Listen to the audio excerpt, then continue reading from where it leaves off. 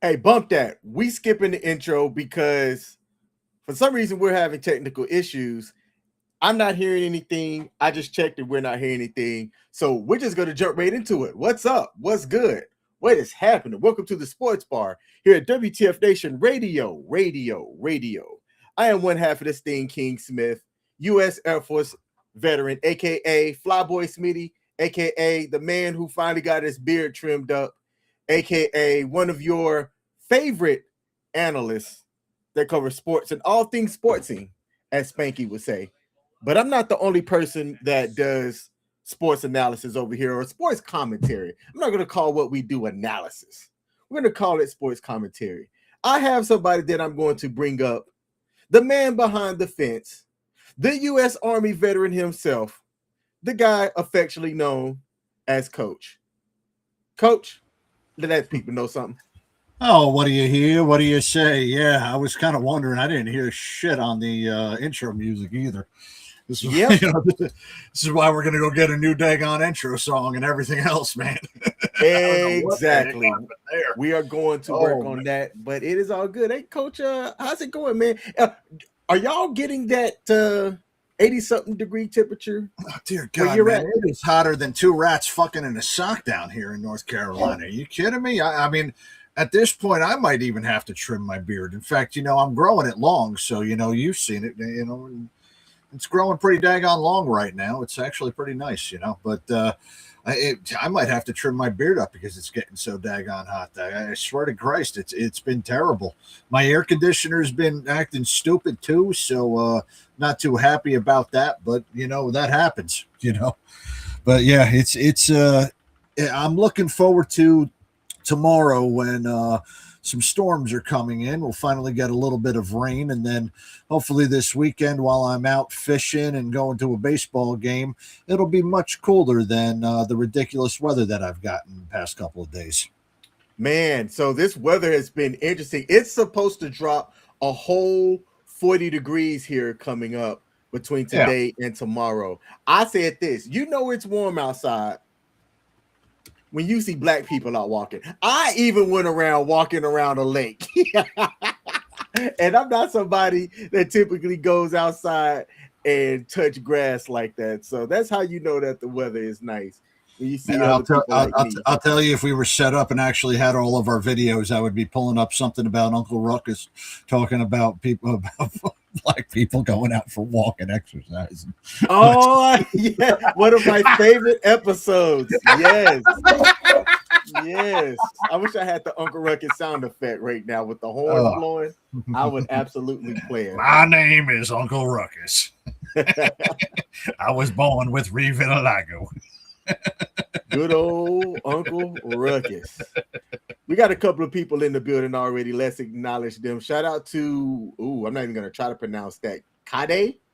Appreciate you tuning in. We got Jane Brown in the building over on YouTube. Give you a salute as well. We'll get some of the marketing out the way real quick. We are the Sports Bar here at WTF Nation Radio. We are not the show on WTF Nation Radio. We are one of these shows on WTF Nation Radio. If you tune in, there is a show almost every day of the week at 8 p.m. U.S. Eastern Standard Time Zone or at noon on Sundays. Let's start with Sunday. Sunday, you have the Reset with Dr. J, where we have our own therapist. She is a licensed therapist, comes on and she talks about all things mental health to help you get your mind right. On Monday, we got the Monday edition with my main man, Ice, where he covers all the things that's going on worldwide. I know Iran's been a topic that a lot of people have been speaking about in the recent deployments and movement of our troops. So if you want to talk that stuff, show up on Mondays. Chat with Ice. Make your voice be heard. On Tuesdays, we got Pop Culture Warrior, where he talks all things nerd and nerd adjacent. And that's hosted by station manager, Pop Culture Warrior, aka CQ. Wednesdays, you see us.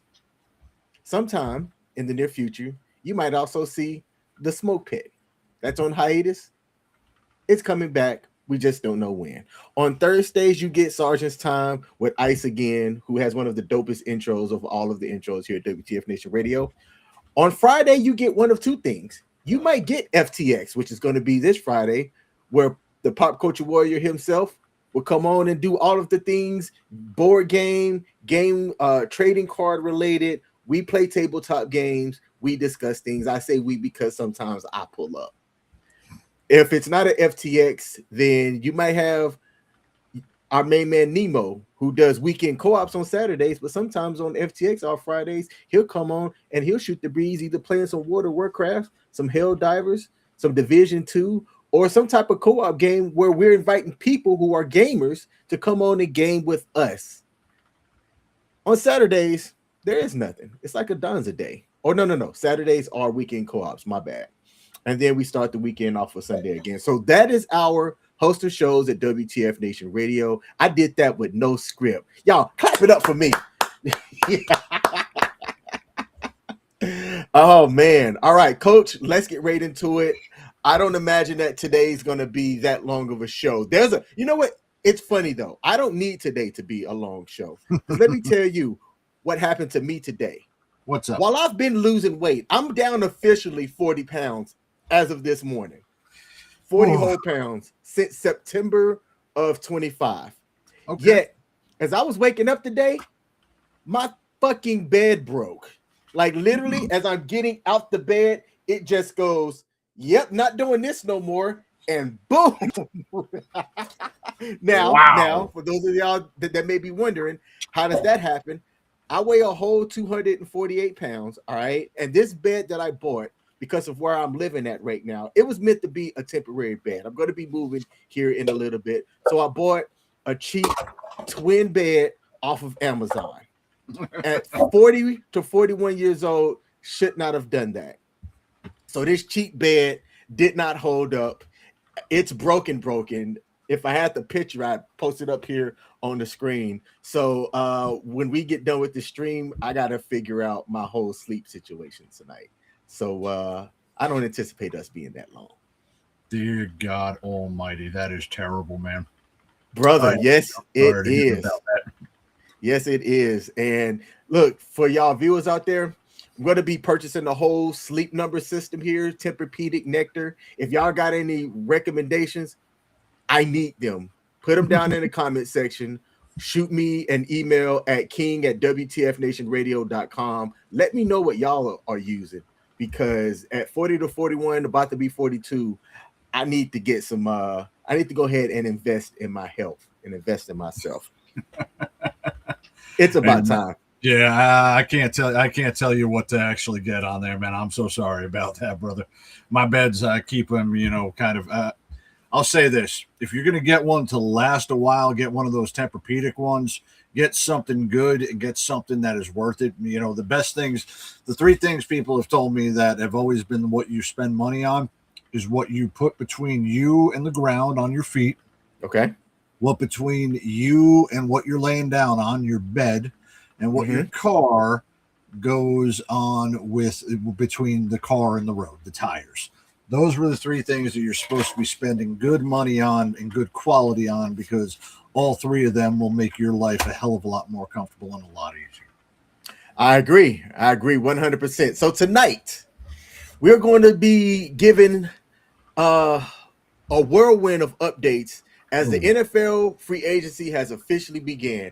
And some of the news that have came out that have either happened and got backtracked on, teams picking up other players. We got the Jets being the Jets all over again. Dear God. And other NFL free agency news that we're going to cover. Bam Adebayo of the Miami Heat put on an 83-point masterclass against one of the sorriest teams that's right down the road from me. But that did not come without controversy. So we're going to discuss how legendary this 83-point scoring frenzy was for Bam Adebayo of the Miami Heat. We also have an update to Sherrone Moore as he pled no contest, and what that means for Coach. What does it mean for Michigan, and what does it mean for PAIGE Shiver, the victim, as she breaks her silence on what had occurred? We also have some other sports news, and if we have time, we're going to get into the chilling story. This is kind of a crime and law story in which former NFL player, who's also another Jet, Darron Lee, wrote some things you should not be writing into ChatGPT that got him into trouble. And we also have it might sneak its way in here. Sports gambling. There's some more news that came out around sports gambling that we find really interesting. Matter of fact, let's move that somewhere in the middle because I believe Coach is going to have a lot to say about this one. But first things first, NFL free agency. My, oh my, I can't keep up. What's been the biggest and what's been the most disappointing free agency news that you've heard of, Coach? The most disappointing free agency news that I heard of was that the New York Jets, traded some of their picks for another safety and then signed a second safety. After the fact that they've led the league they trailed the league, became the first team in NFL history to have 0 interceptions throughout the entire season.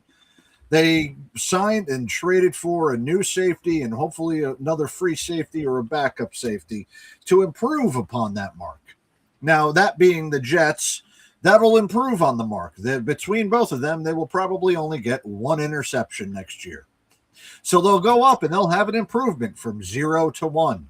But any player that joins the Jets, I am severely disappointed in, especially underneath this head coach, this GM, and especially the owner. It's rather funny that when I saw all of the Jets players that got traded for or got signed by the Jets, the top comments underneath every single one of the social media posts were "sell the team, Woody." So those are the most disappointing things that I have, but I'm definitely not as disappointed as you are because, well, you shouldn't be disappointed. Man. Your team did everybody dirty. And now I'm going to be honest with you.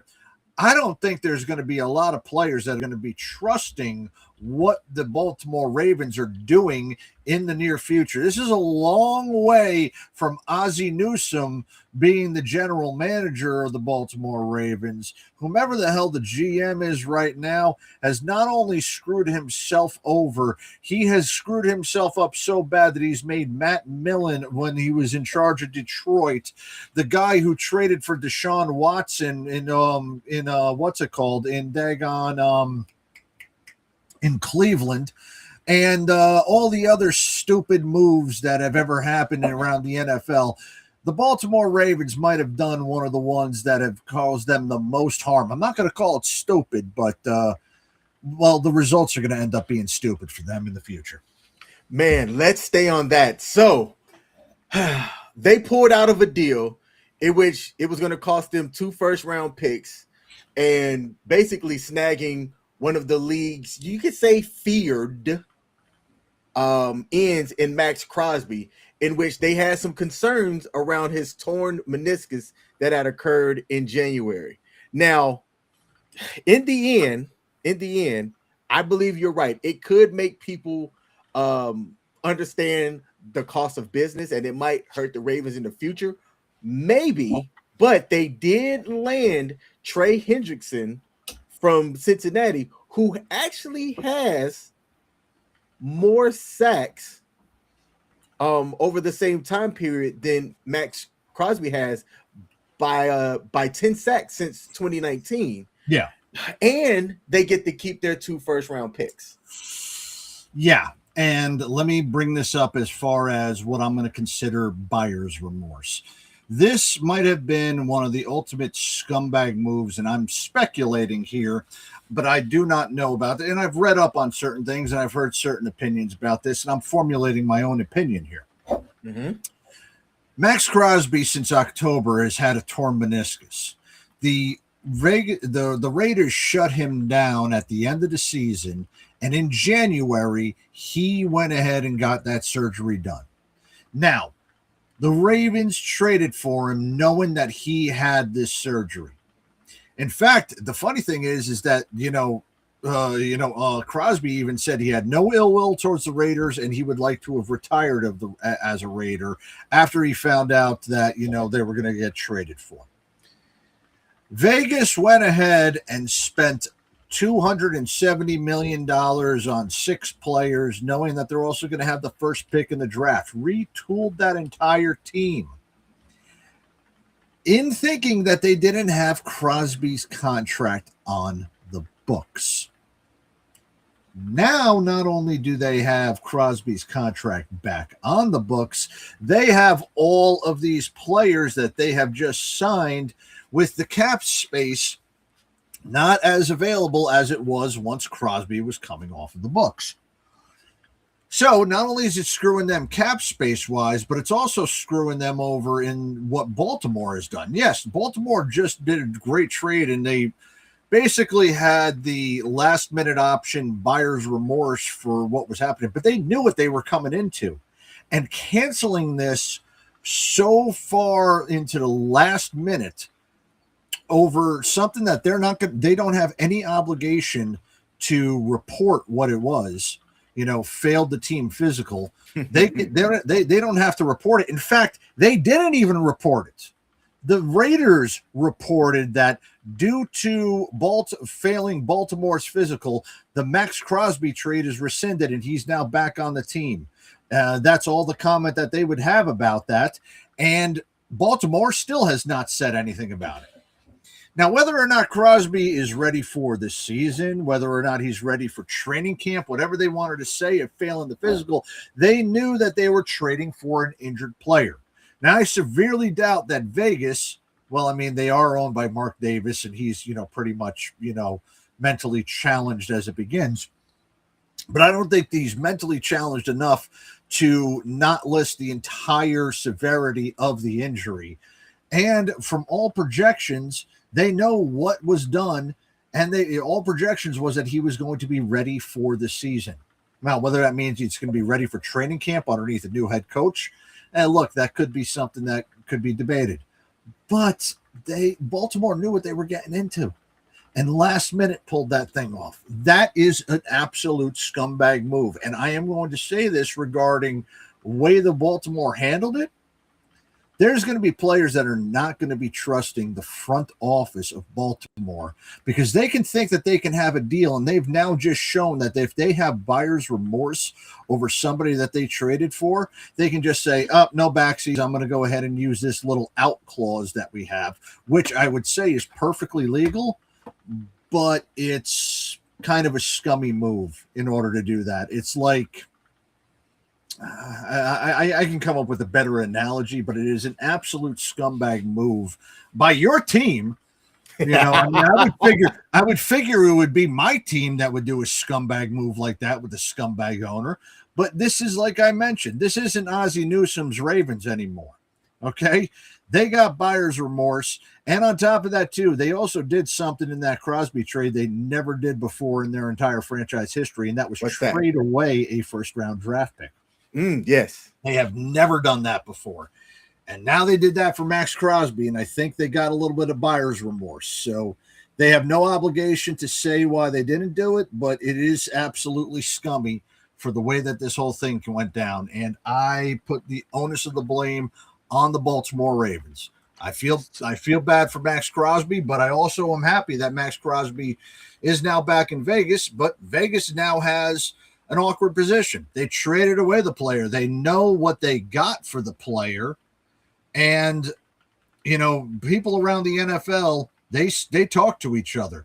There either had to have been a phenomenal reason or there had to have been a scumbag reason for Baltimore pulling it out. But there was 2 first rounds out of it. Now you have the value of Max Crosby. Is he still worth 2 first-round picks?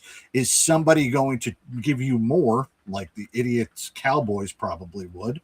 Or was somebody going to give you less because they believe Baltimore found something and Vegas is hiding something?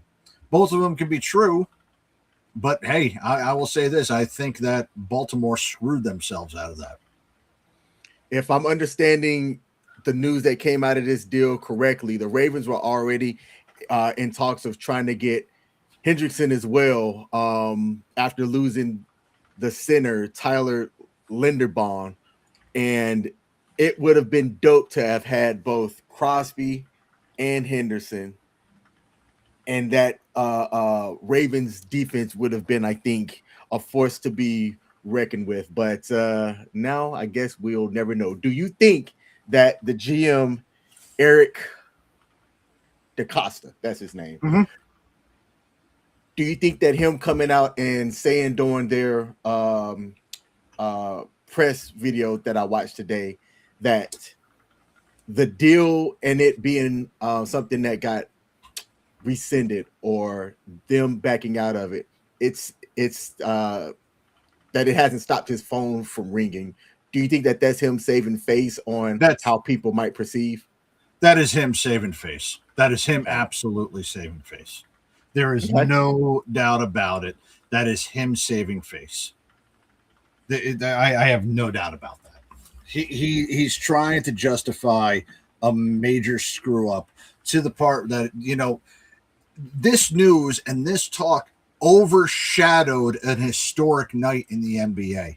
And that should have been the first thing that we should have been talking about, was what happened last night in the NBA.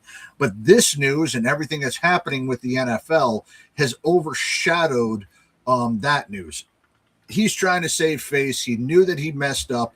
He knew he had some type of buyer's remorse, and he's trying to do the best to make himself look better so that Baltimore doesn't look as incompetent as the New York Jets. Do you think that this was the best time for Mike Evans to get out of Tampa Bay? I think that it's great for Mike Evans going over to the NFC West, and it's great for the Bucs as well. It's not like they had scrubs sitting in their wide receiver room. They have a really good core of young wide receivers that are just sitting there waiting in the rings, and a lot of them had an opportunity to prove themselves when you had both Evans and Godwin that were out for chunks of time during this past season, and they stepped up and looked great. So I think that Mike Evans leaving Tampa Bay is really only sad for people who are fans of Mike Evans at Tampa Bay. I think so too, but there's also something to do. And all right, it's very rare that you have somebody like Larry Fitzgerald who plays his entire career as a wide receiver for the same team. Okay. Even Jerry Rice moved on to another team. Terrell Owens was on more teams. Megatron, unfortunately, retired on the same team, but his team sucked the entire time that he was playing for him. So every great receiver seems to go through the end of it, and it happens with everybody. You know, I mean, shoot, nobody, you know, great players end up trying to get a second chance onto another team. Him going to San Francisco is going to be a great addition for San Francisco if they stay healthy. Okay. Kittle, Evans, Purdy, white boy running back. What's his name? Christian McCaffrey. McCaffrey. Okay. You've got an explosive offense. The only thing stopping them is the team doctor. Okay. Evans is getting up in his age right now, and he's coming off an injury season. Purdy's been injured here and there. Kittle's been getting banged up left and right.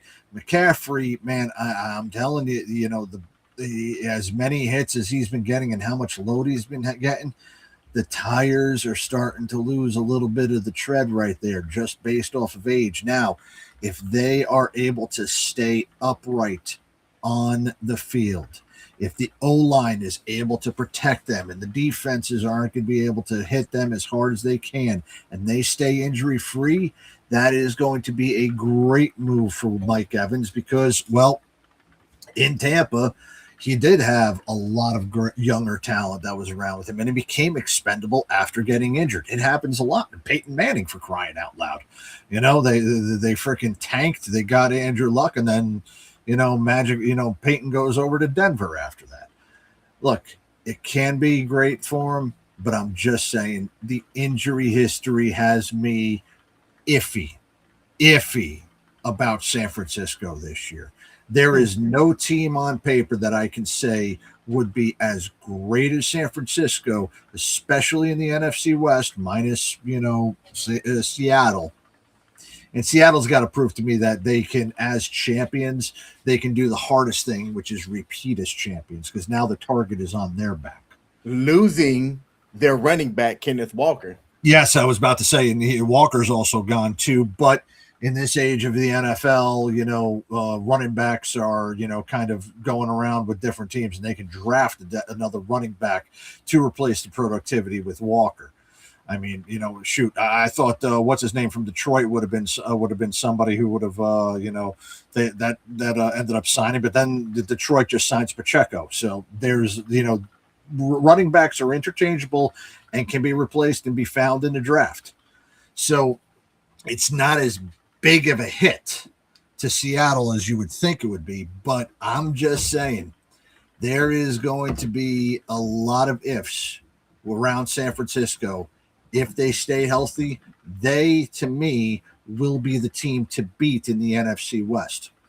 If they're not healthy, then it's Seattle's team again. And Seattle has to bring back and perform underneath the pressure as being the champions. And now that's up to Sam Darnold. Sam Darnold is a freaking Super Bowl winning, former Jet quarterback. I know we're transitioning to former Jet quarterbacks and that little graphic that I had earlier, but it's up to him to repeat and come back as, as a Super Bowl caliber winning quarterback again this season. Be very interesting in the NFC West, unlike the AFC East, which is going to be another shitty season for me. Hey, two other pieces of news, actually three. There's way more, but there's three that I'm going to highlight. The Colts have decided to officially re-sign Danny Dimes to a 2-year, $88 million extension, maxing out at $100 million. Betting that Jones is going to be the bridge or the answer that keeps them in the playoff hunt coming out of the AFC South. You also have news. One of the first pieces of things that came out really before everything kicked off was the Cardinals deciding to move away from Kyler Murray. Mm-hmm. It's being reported that the Minnesota Vikings have emerged as the overall favorite to sign him. Now, Arizona still owes him close to $37 million in guaranteed money. So if he does sign with the Cardinals, it would probably be likely at some type of 1-year deal as a prove-it deal to give some competition there in the quarterback room and a healthy veteran quarterback should something happen with J.J. McCarthy there in Minnesota. What do you think about the Vikings' chances of actually making that deal work? And is the Vikings a good fit for Kyler Murray? I think we're going to see Kyler Murray about week 4 or week 5 after the Vikings go 0-4 with J.J. McCarthy. J.J. McCarthy looked like he didn't know what the hell he was doing when he was out there during this season. Obviously, I think he lost the team, and unless he works his ass off in this offseason, I think that he's going to have the same results. So I'm sorry to say this, Minnesota fans, but y'all should have stayed with Sam Darnold, and now y'all are just playing catch-up, with the quarterback. Kyler Murray is also another person who I think off-season-wise he needs to improve himself. Maybe a new team would help him out because when he was there in Arizona, there was always questions about whether or not he was going to be prepared for the game because a lot of people didn't like his mental preparedness and his game day preparation, studying, film study, etc. He was criticized for that often. And on top of that, he was also another one who was injured quite often. So seeing him on the field, while it was a treat, it never really led to a lot of success. There's other quarterbacks where that's happened to, and now that they've got a second chance of doing that, they took it seriously, especially in a new city. Does he have the opportunity for success over in Minnesota? Yes, he does. With the weapons that Minnesota's offense has and, their defense being as good as it is, they would have a decent chance in the NFC Central. I just don't think that it's going to work itself out because I am not a big fan of Kyler Murray. After the first or second season, and after seeing him with after seeing the season that and everything that he had that year that they were on Hard Knocks, I was not impressed with him as a quarterback. And since then, he has not done much to impress me as a playoff caliber, deep playoff caliber quarterback in the NFL. All right. So maybe this one becomes his chance where he matures himself and he gets it, but I don't see it. And JJ McCarthy, I think the game has come a little bit too fast for him. The system is he doesn't look as lost as Sam Wilson does, and he sure as hell doesn't look like he's seeing ghosts like Sam Darnold did with the Jets. But he's not as bad as Tua play football. And oh dear God, and if we're going to talk about quarterback situations, man, we got to talk about Atlanta, because dear God Almighty, have they just made a mess of their quarterback situations again. I've got something for that, but before we bring that up, I'm going to go off air because I'm going to put something up that might get your blood boiling. So let's do that here. Let's bring this up. Oh, Jesus Christ. And then I'm just going to sit back. And, Coach, I want you to talk about this graphic here that's on the screen. Oh, dear God Almighty. So, ladies and gentlemen, yes, Geno Smith in the 2015 season, in the preseason, he was going to be set as the Jets starting quarterback. But then over a $600, $600 disagreement, his jaw was broken in the preseason. That meant Ryan Fitzpatrick was going to become the quarterback, and Fitzmagic did phenomenal. It was the last time the Jets had a winning season, and they had like 10 or 11 wins, and they still missed the playoffs. But man, oh man, to go from fucking Geno Smith to Matt Sims, to Michael Vick, to Fitzpatrick, to Bryce Petty, Josh McCown, Sam Darnold, Trevor Siemian, Luke Falk. I don't even remember Luke Falk. Flacco, Zach Wilson, Mike effing White, who we should have kept. Josh Johnson, I don't even remember this dude. Chris Stadlever, I sure as heck don't even remember him. Oh, look, the guy whose freaking career at the Jets is summed up in 5 snaps. The first 4 he took as a quarterback, and the 5th one that happened with him as the daggone, with his Achilles. Aaron Dagon Rodgers. Then we had Boyles, Harrod Taylor. Oh my gosh. Justin Fields, the only quarterback I know that finished with negative passing yards during an NFL game. He owes the NFL passing yards. That is a terrible statistic. And then the schmucks that they had after him. Brady Cook that came in. Oh my dear God. And now let's go back to the same quarterback who started this whole daggone misery. Actually, I take that back. It wasn't him who started the misery.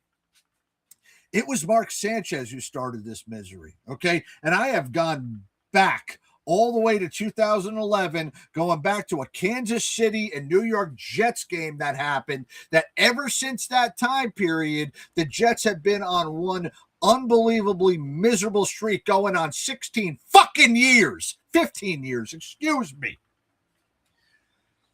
And it was Sanchez who, after he tore his labrum in training camp, that Geno Smith became the starting quarterback in 2013, 2014. And then the 2014-15 season, he goes 4-12, gets what's his name fired again, gets he's all right. So he goes 8-8 in his first season, and he saves Rex Ryan's job. Then they go 4-12, and he loses the team, loses the locker room. Rex Ryan gets fired. I don't even remember what coach came up next, but whatever he was terrible. I think it was Todd Bowles.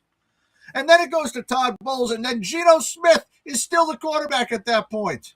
Geno Smith, who had won 12 games. Now, I'm going to say this, which is one of the most ridiculous stats I have ever seen in my life. Geno Smith is tied for second place for Jets wins as a quarterback with 12 since 2010. Mark Sanchez and Sam Darnold both have 13. Geno Smith and Zach Wilson have 12. Now, granted, Geno only did it in 2 seasons, but dear God, nobody else has had one more, than the first game that he wins, he's tied with Mark Sanchez and Sam Darnold. All right. One of them has a ring. The other one's getting his ring blown out in prison right now. That's how bad of the quarterback situation is.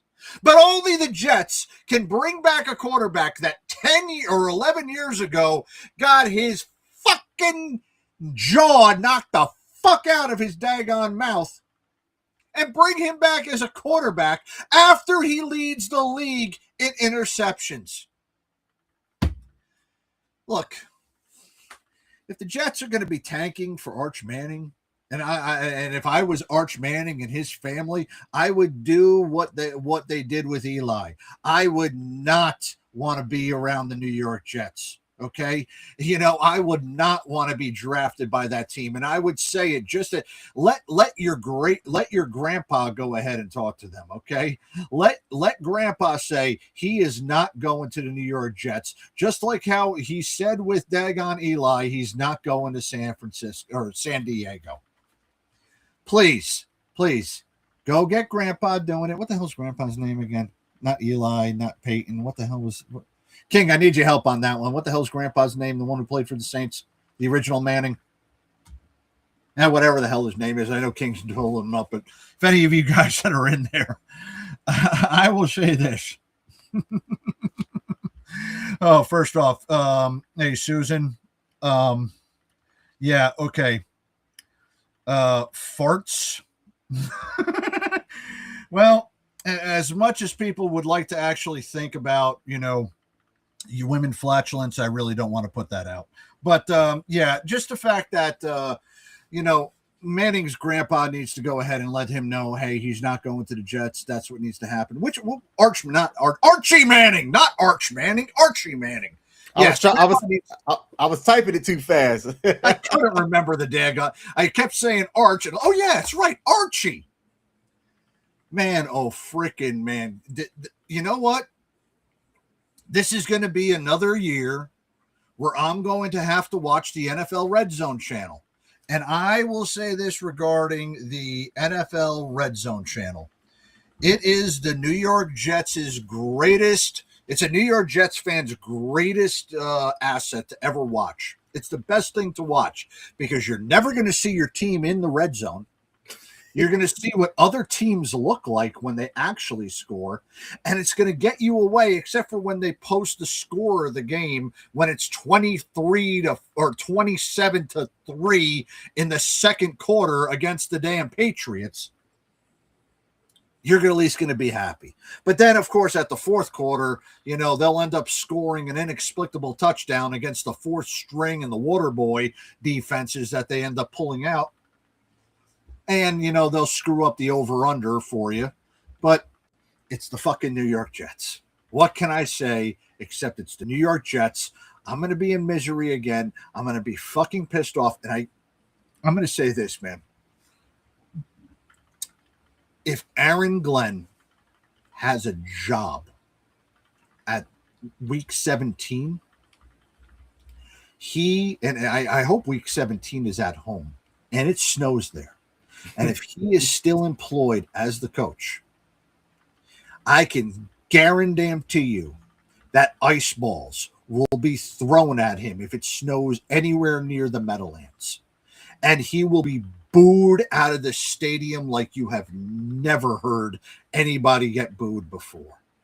And if Woody Johnson ever shows up to a Jets game, there better be a chant of "sell the team" anytime he is shown on the damn screen. Everybody should just chant "sell the team" anytime. Just look at the owner's box every game and chant "sell the team." No JETS, Jets, Jets, Jets. It is SELL, sell the team. Yeah. We got a question in the chat, and then we will move to our next story here. Thoughts on where Crosby will end up? Does he stay a Raider? Or what would be your guess of a team? The Lions. Isn't he from Michigan? Just a wild guess from me is all. So that's a good question, and I wish that we would have actually touched on that. My thoughts is this. I believe that if the Cowboys can find a way to get the cap space for him, because I don't think that they're really solid on cap right now, they've stayed out of the news. You haven't really heard any free agency splash down there in Dallas. So a flashy type acquisition, I would say, would be the Dallas Cowboys. But speaking about Michigan, I'm not sure what college Max Crosby went to, but I know he is from Michigan. So if he did go to a college out in Michigan and he is from that area, with him being in the league as well as he is now, then maybe he wants to go back home. So that could be an incentive for him. And it might not necessarily be about the money. It might just be about what's a good family fit for him as he gets towards the latter half of his career. Coach, you were laughing about my Cowboys prediction. Oh, wow. Yeah. I am so laughing about your Cowboys prediction because our friends at Riot Comedy once again had a phenomenal video about this whole Max Crosby situation that broke earlier today. In fact, King, I am going to send this into the chat if you would like to add this, but you gotta see this. This was by far one of the funniest things that I have had to say regarding, one of the funniest things that I saw about this. And you're mentioning now, the Cowboys. Well, let's just look at the video right there, man. I sent the video. If you could pull it up and just play that video from Riot Comedy. These guys are great. And yeah, they're definitely going to be summing up how I feel regarding about this. Oh, and Susan, now I get what you were talking about the flatulence of putting in the fart thing right there, because, well, I don't remember what it was that I said in one of the comments, but it did have to do with breaking wind. Now I get what you were talking about. Thank you for joining us this evening. Hey, I like Susan. Susan don't come on and talk crap. We like Susan over here. Susan, thank you for joining. All right, I got the video up. Let me bring it up here. And here we go.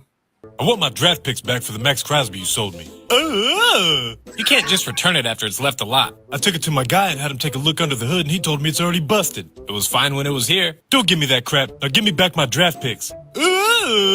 I got this, Mark. Tell you what, you keep it and we'll throw in an air freshener and some fuzzy dice. I know how you people like fuzzy dice. I do like fuzzy dice. No deal. Take it back. Fine. We'll just pawn it off on some other sucker. How much for the Max Crosby? Told you.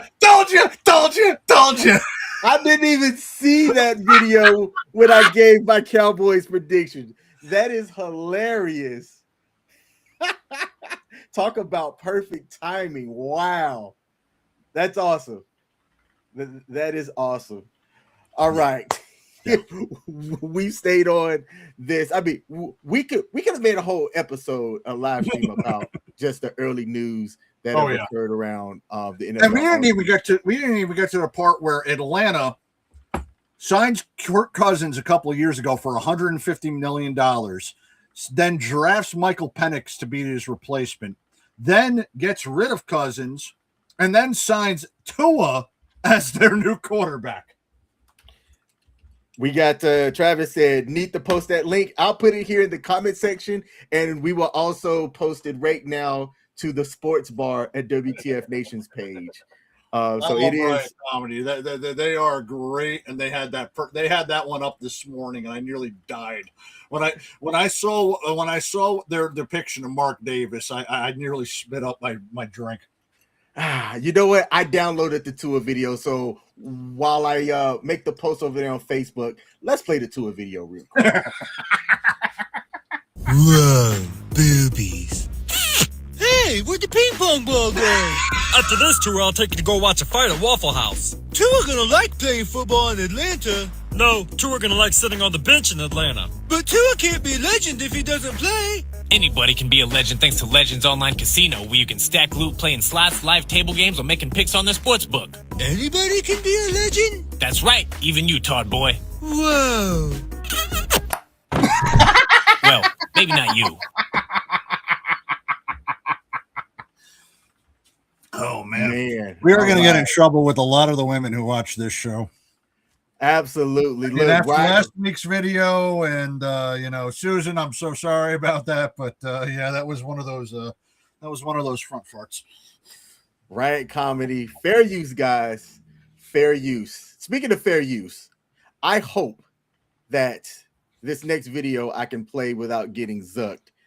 Bam Adebayo is now second behind the great Wilt Chamberlain and in front of now third place, legendary, rest in peace, Kobe Bryant, in which he had an explosive 83-point showing against the hapless, no defense Washington Wizards.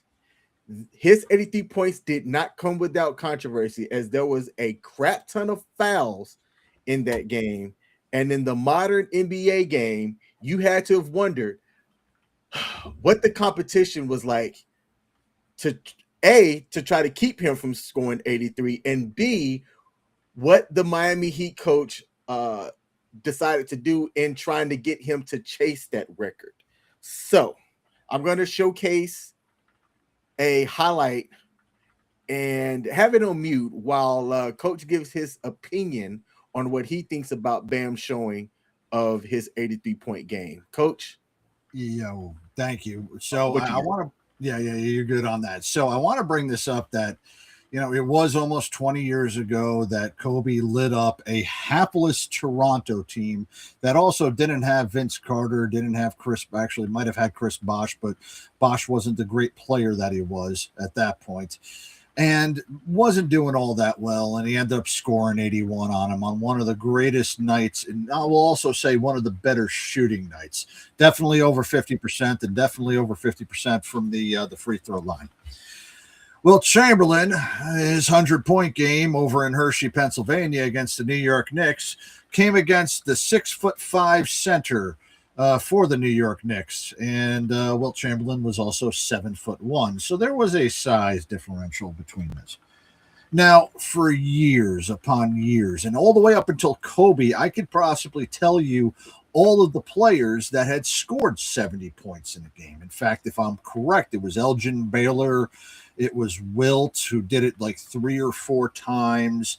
It was David Robinson. George Gervin, I believe, did it once as well. Jordan came close. His highest was 69, but never got to 70 points in a game. And then Kobe with 81. Now, since the, well, I'm going to say the modern NBA that has come, that has gotten rid of hand checking. We're not talking about going down to the post anymore and scoring close to the basket. In fact, it has been more spread open. There are now 12 players that have scored 70 or more in a game. Luka being one, Dame being another, Donovan Mitchell. I know there's somebody else I'm missing, as well as Bam Adebayo. And let me be as blunt as I can. I never thought that of any of those players that Bam Adebayo would have had the talent enough to have scored above 70 points, let alone 83. I think a lot of people are having a bad taste in their mouths because this has become a product of the modern NBA. We are seeing scoring increase. We are seeing a lack of defense because of, you know, the softness and the widespread and the wide out play of that. But what we're also seeing right now is, well, I'm going to call this almost everything now is a foul. SGA, who has also broken another one of Wilt Chamberlain's records by scoring 20 points consecutively in 126 games and is going for 127 tonight, is a master at getting fouls called against him and getting to the free throw line. James Harden came the closest that any player has come to scoring 3,000 points since Michael Jeffrey Jordan did during the 86-87 season. And his main thing that he was doing was the step back travel 3, but also getting fouled on most of the plays because of how late it's coming. Bam Adebayo, with the number of fouls that he was receiving as he was going up, shot 43 free throws and made 36, both of them NBA records. 36 points. So that means 47 of his points came from field goals. Now, I'm also going to make a mention about this where I also feel a little sick regarding this. Bam Adebayo is the only player to have scored above 70 points that shot below 50% from the field. Mm-hmm. Granted, he had a ton of free throws, but that's part of being the soft NBA that's happening right now. But I will also mention this. Kobe would agree to this, and there's a lot of other people that would agree. If Kobe were still alive, he would agree to this. Records were made to be broken. Greatness is what everybody tries to transcend to be. He had the game of his life. He's never going to have a game like this again. Is Bam Adebayo going to make it into the Hall of Fame? I don't think so. All right. I mean, I don't think Donovan Mitchell will. Dame has had a prolonged career, but Dame's one of those ones like, daggone, the one who played for the Knicks that they're trying, Carmelo Anthony. He's going to be one of those players right there that's going to be a great player, but hasn't won a championship. CP3 has had the longevity. Bam Adebayo is only at 7 years. So don't talk to me now about his greatness, because out of all the great NBA players that have played this season, not one time did I ever mention Bam Adebayo. And I don't think Bam Adebayo is one of them, but he had the game of his daggone life. So hats off to him for having the game of your life. Hats off to playing in an era where scoring and foul shooting are more prolific and the pace of the game is absolutely ridiculous. And congratulations on, doing it against a sorry team, because all of these games that we're talking about have a lot of things in common. Not a lot of people are doing it against, the greatest of the greats. They're doing it against the worst of the worst. Toronto was terrible. In fact, I believe Toronto got the number 1 pick of that year in the NBA draft, and that ended up Bargnani, I believe, was the player that he ended up getting drafted on. I can't tell you about the New York Knicks, against Wilt Chamberlain, because I don't know what year it was, and all I remember is Wilt holding 100. But when Bam said, Wilt, me, Kobe, to kind of sum everything up, that's a great company to be with, man. And it's a great accomplishment to do it, but you are a product of this time. I bring this up too because we've gone through this in the NFL. How many 5,000-yard passers did we have before Matthew Stafford, before Drew Brees, before Peyton Manning, before Tom Brady? How many 5,000-yard passers were there? There was only one, and that was Dan Marino. Different eras have been playing where there's more prolific receiving yards, there's more prolific scoring, there's more prolific, everything. Baseball, we can go back to the mid-90s and the 2000s regarding the prolifics of the 50 home run seasons, obviously aided by steroids. So this 83 games is a product of an era in which scoring is up and defense is terrible. So congratulations on it. It's still going to be a record. It's not going to be as revered as Kobe's 81 game. It's definitely not as historic as Wilt's 100 game, but it's deserving as a second place. Man, pump that. Put some respect on Bam's name, Coach. This guy over his career is averaging 16 points and just under 9 rebounds a game. And I think that Bam, that doesn't scream Springfield, Massachusetts to me. It doesn't scream Hall of Fame. However, if he were to average that, I don't know. He could be all right. Dwight Howard, Hall of Famer or not? Dwight Howard won an MVP, brought his team to the NBA Finals, and actually ended up winning a championship with the with the Lakers during the COVID season. So, am I going to say yes? Yeah, I am. He was also a how many time Defensive Player of the Year? 3 or 4 time Defensive Player of the Year? 3, I think. I'd have to look it up. Yeah. What is it? Bam Adebayo won. Just saying.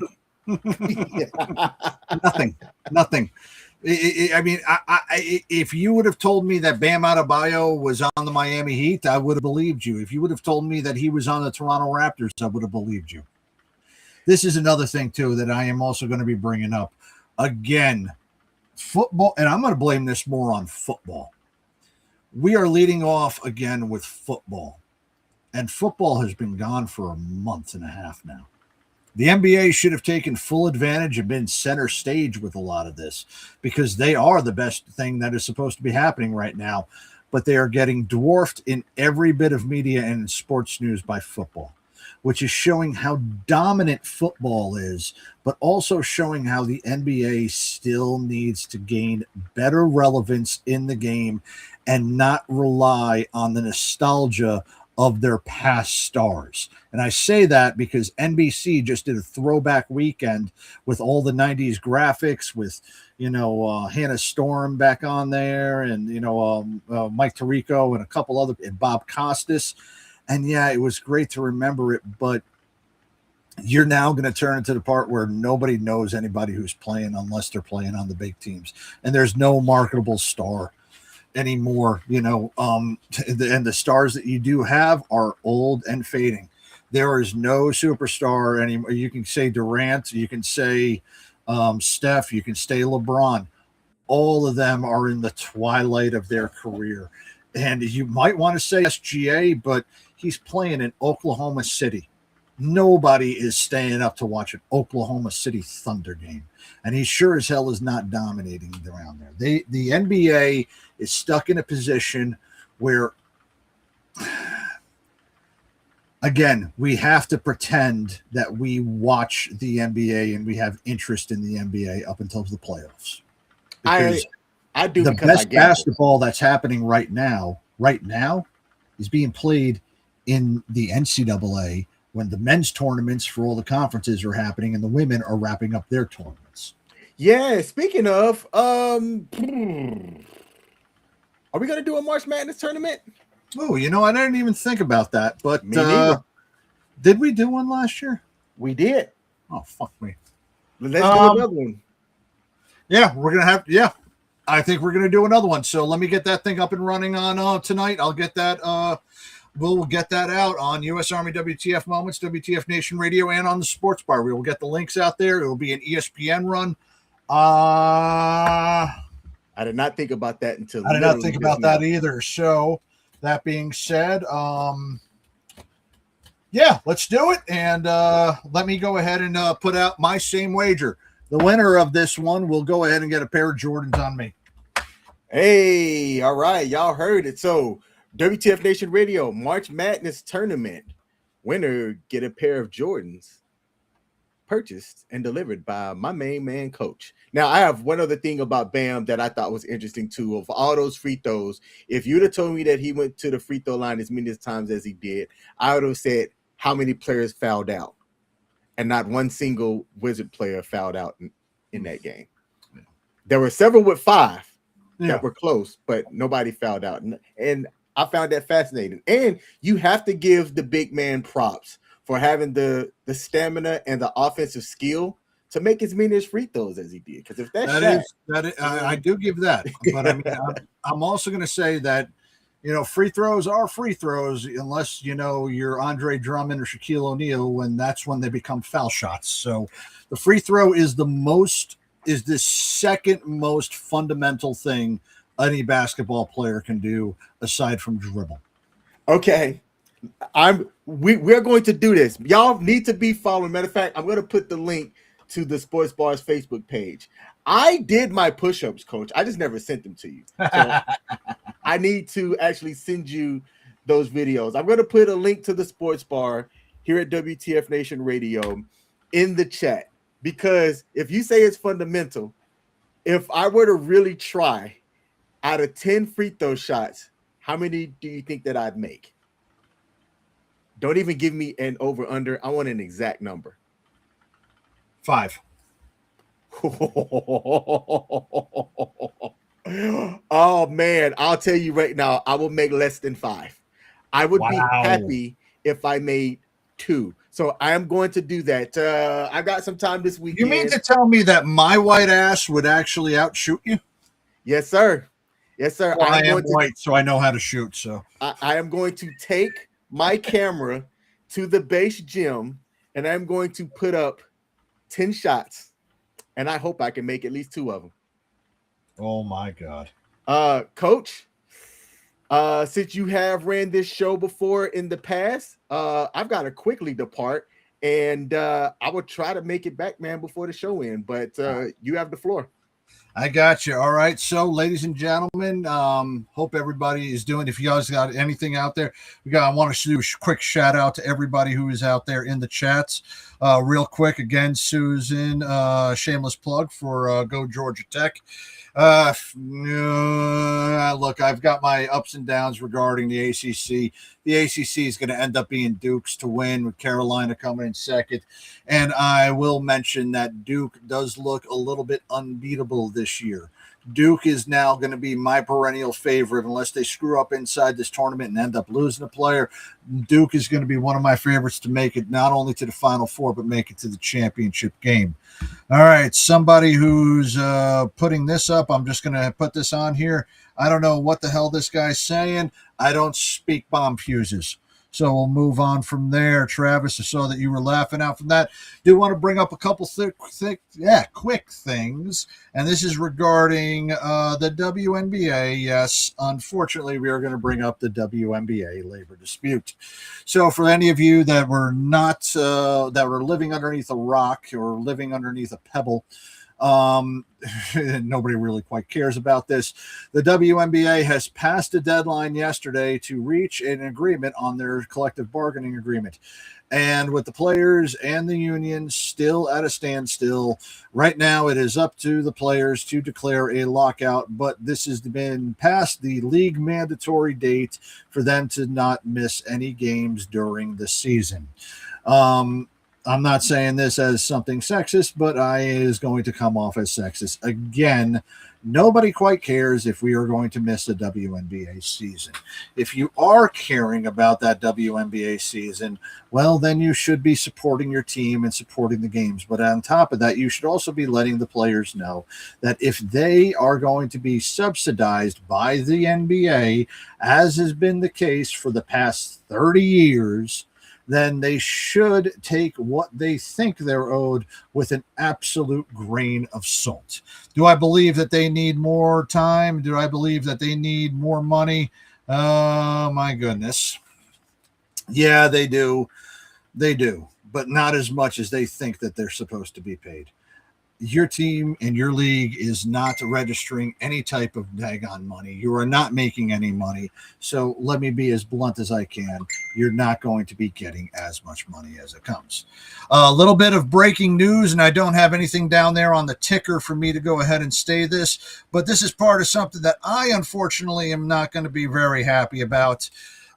Just breaking right now that former Duke point guard great, St. Anthony's of Jersey City legend, and, well, now former coach of Arizona State, Bobby Hurley, has been fired after 11 up and down seasons at Arizona State. This is Bobby Hurley, who has brought Duke to back-to-back national championships along with Christian Laettner and Grant Hill in 91 and in 92. This isn't Danny Hurley, the NCAA championship coach over at UConn. I have been on record in past shows talking about my appreciation as well as my relationship with the Hurley family, going all the way down from Bob Hurley Sr., the great, legendary, and Hall of Fame head coach over at St. Anthony's in Jersey City, who won his first county championship against my father at Weehawken High School. I kid you not. And I've also known his family from when Bobby was at Duke, as well as his recovery from the car accident he had during his rookie season in the Sacramento Kings, along with what Danny Hurley went through with over at Seton Hall going up to his senior year and playing some basketball with all of them during my high school summers, as well as their daughter, Melissa. And I'll get onto that. I won't mention that one. But I have a tremendous amount of respect for the whole Kennedy family. And I hope that Bobby does find another head coaching job pretty soon. He is a very capable head coach.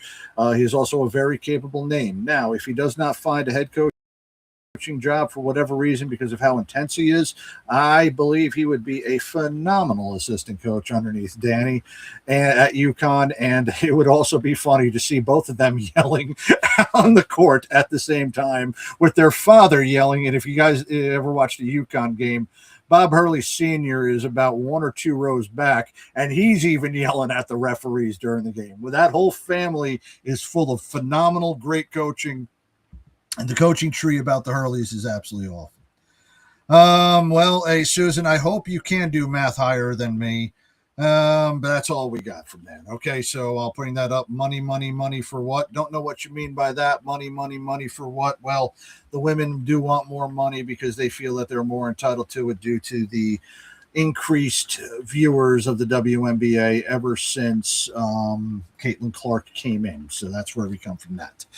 All right. Last thing on the docket that I wanted to bring up, and this was something regarding Formula One that we had brought up a little bit earlier, and I don't have it up here on the screen, but for anybody who is been watching anything about Formula One, their season started this past weekend over in Australia, and the season has started off controversial.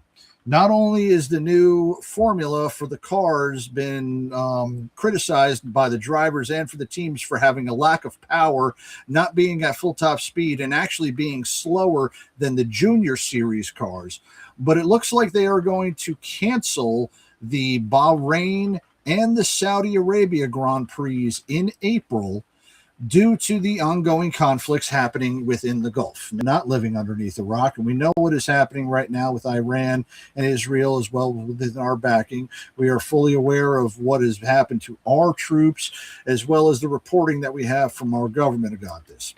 But this is nothing new for Formula One. Formula One in 2024 actually had a race in Saudi Arabia where some type of missile attack occurred and hit approximately 10 miles away from the track. There is actual footage of cars going around the Riyadh street circuit with smoke in the background coming from the rocket attack. Now, we're not sure I wasn't sure if it was Hezbollah who launched it or something was launched around there, but the race did go on in 2024, even though there was some protest regarding this. Now, with the known conflict that is happening over in Iran, a lot of the drivers are very precarious and have already talked about the race is going to be canceled. Now, while no word has been officially set yet by the FIA, the precedence is there.